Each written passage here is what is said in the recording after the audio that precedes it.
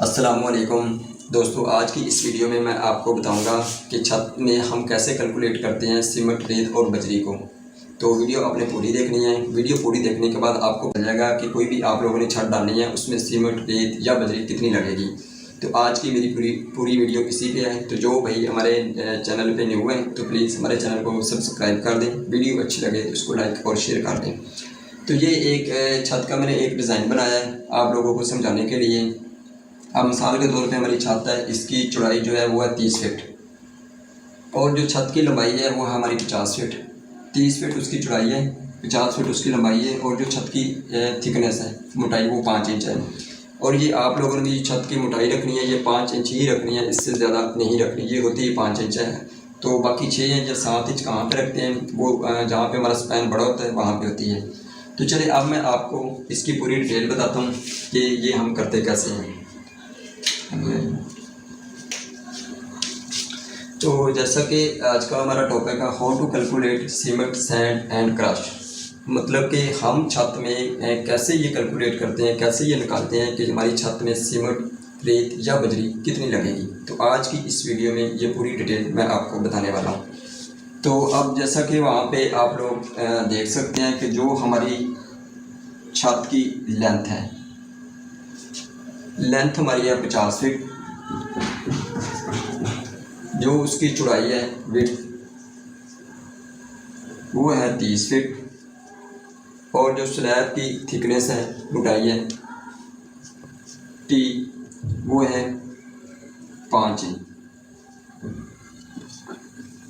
अब ये आपके माइंड में होगा कि ये मैंने क्या चीज़ लिखी है। देखिए, एक कप की जो डायमेंशन है वो 50 फीट है, वो फुटों में है, दूसरी फुटों में है, तीसरी इंचों में है। तो जो इंचों में है उसको आपने फुटों में कन्वर्ट करना है। तो इसको हमने फुट में कन्वर्ट किया। जो 5 इंच है इसको 12 पे डिवाइड करें तो आपका यही जवाब आएगा। अब ये भी फुट फुट फुट तीनों डायमेंशन आपकी फुटों में आ गई। तो अब इसकी रेशो कि कंक्रीट में रेशो हमारी क्या है, 1 2 4, 1 2 1 2 4, 1 3 6, ये कौन सी है। इस छत की जो मैं आज आपको डिटेल बता रहा हूँ, ये 1 2 4 की है हमारी रेशो। 1 2 4 ये हमारी रेशो है छत के अंदर। एक मतलब एक सीमेंट, उसके 2 गुना रेत, रेत के 2 गुना क्रश।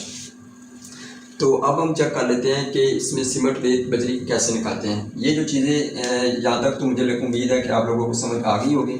अब आगे चेक कर लेते हैं कि इसमें हम सीमेंट, रेत, बजरी कैसे निकालते हैं। आप लोगों को एक चीज़ मैं यहाँ पे ऐड कर दूँ कि जो भी कंक्रीट होती है ये हमारी वेट होती है, इसको वेट वॉल्यूम होता है। तो पहले हमने इसको ड्राई में लेके जाना है। तो अभी फ़िलहाल मैं लिख रहा हूँ यहाँ पे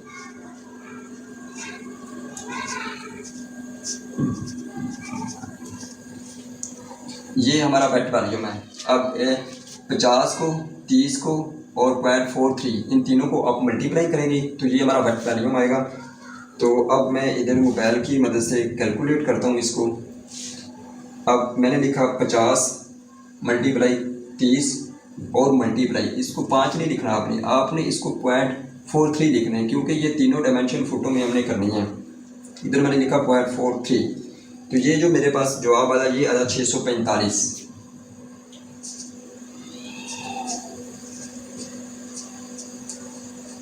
ये जवाब आ गया मेरे पास 645। ये वेट वॉल्यूम है। अब हमने इसमें इन चीज़ों को अलग अलग करना है। अलग हमने कैसे करना है, इसको हमने पहले करना है ड्राई वॉल्यूम में लेके जाना है। ड्राई वॉल्यूम हम कैसे करते हैं वो मैं आपको बता रहा हूँ।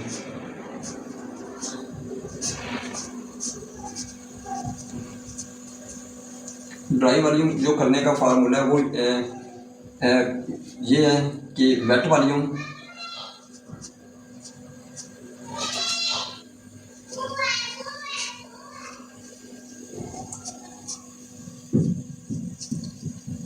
ड्राई वॉल्यूम जो है, ड्राई वॉल्यूम करने का फार्मूला जो है, जो वेट वॉल्यूम है उसको मल्टीप्लाई कर दे 1.54। 1.54 एक हमारा कांस्टेंट वैल्यू है।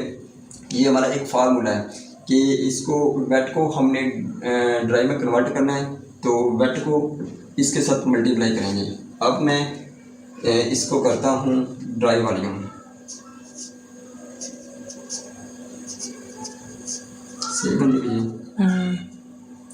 अब मैं इधर एक फिर मोबाइल की मदद से करता हूँ। अब ये हमारे पास आ गया 645, इसको वेट वॉल्यूम, इसको मल्टीप्लाई मैंने कर दिया 1.54 से 0.54, तो ये आ गया मेरे पास 993.3 CFT। ये आ गया मेरे पास ड्राई वॉल्यूम। अब इसको लेके हमने आगे चलना है। अब यहाँ पे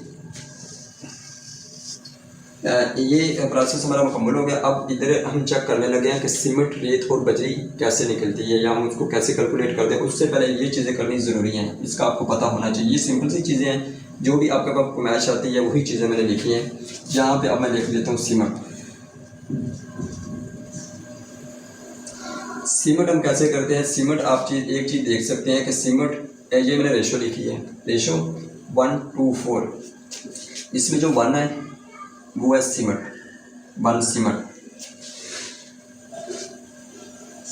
सीमेंट हमने चेक करना है। इधर एक चीज़ और मैं इधर लिख दूँ, इधर ही लिख देता हूँ, जगह तंग है।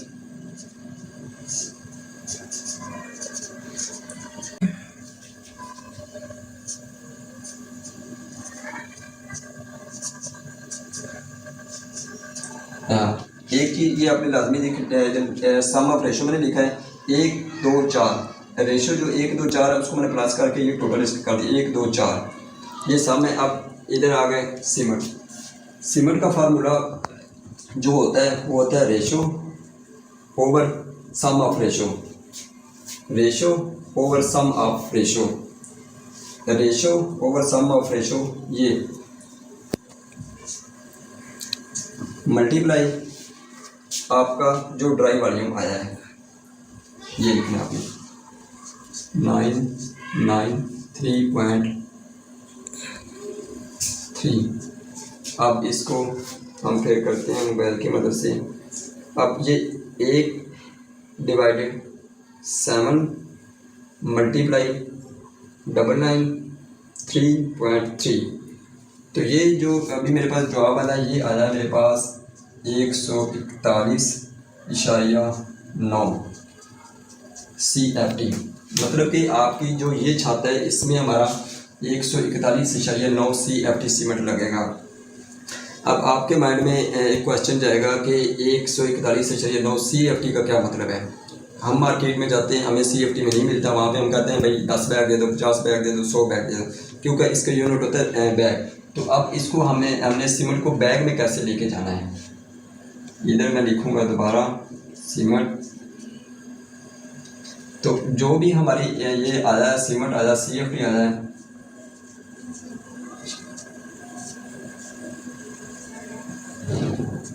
इसको 1.25 पे डिवाइड कर देना। अब 1.25 क्या चीज़ है? इधर सीमेंट आया 141.9, 1.25 ये चीज़ है कि जो हमारा सीमेंट होता है उसका जो एक बैग है उसका जो वॉल्यूम है, सीमेंट के एक बैग का वॉल्यूम 1.25 क्यूबिक फुट है। तो इस पर हम डिवाइड इसको करते हैं 141.9 डिवाइडेड 1.25, तो ये मेरे पास आ गया 113.52। तो अब 113.52 इसको हम कह सकते हैं हमारे 114 बैग हमारे इस स्लैब पे लगेंगे। इसी तरह हम चेक कर लेते हैं सैंड।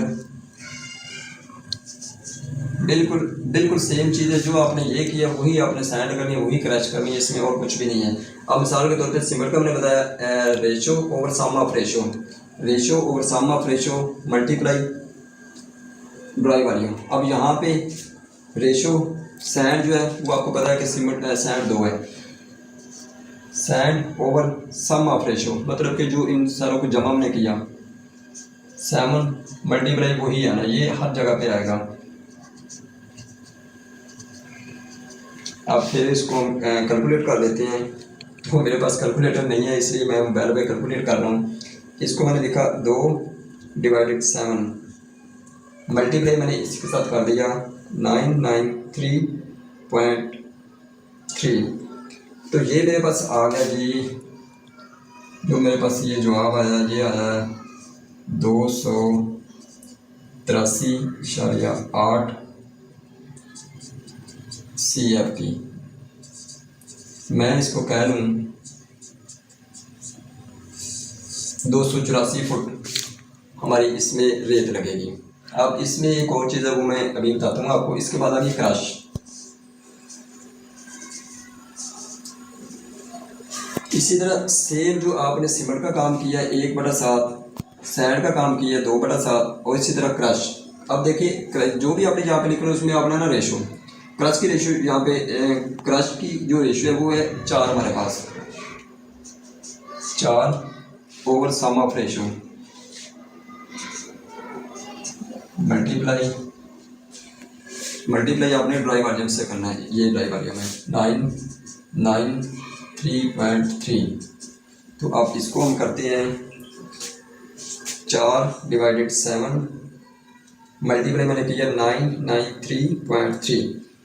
तो ये मेरे पास जो क्वेश्चन आ गया, ये आ गया जी 567.6 CFT। मतलब कि हम कह सकते हैं कि 568 CFT। तो इसमें अब जो सीमेंट हमारा आया है 114 बैग सीमेंट आया है, 284 फुट रेत आई है, तो 568 फुट हमारी जो बजरी आई है। तो इसमें जो सीमेंट है इसकी 5% हम इसकी वेस्टेज डालते हैं कि सीमेंट जो है 114 का 5% हम लेंगे, वो वेस्टेज होती है। बाकी अभी जो मैंने आपको ये डिटेल बताई है, ये 30 फुट 50 फीट और 5 इंच की है। ये जो 5 इंच है ये आपका 5 इंच ही रहेगा, बाद जगह पे 6 इंच हो जाएगा। लेकिन इस हिसाब से अगर मिसाल के तौर पे आपकी छत है वो इस 50 की जगह 100 फुट हो जाती है, 30 की जगह 50 फुट हो जाती है। तो आपने इनको बिल्कुल ऐसे ही कैलकुलेट करना है। यहाँ पे लेंथ 50 फीट है तो इधर आप 100 फीट लिख देंगे। जो भी आपकी मतलब कि छत की पैमाइश होगी, आपने जो भी छत आपने डालनी है, आपने इसकी लंबाई और चौड़ाई लेनी है, थिकनेस उसकी 5 इंच ही होगी। इन सारों को मल्टीप्लाई करना है। मल्टीप्लाई करने के बाद आपने फिर इनकी रेशो चेक करनी है। छत की रेशो हमारी 1:4 की होती है। तो ये थी हमारी आज की वीडियो। उम्मीद करते हैं कि आप लोगों को इस वीडियो में काफ़ी सीखने को मिलेगा और आप इसको बेशक कापी पे लिख के रख लें।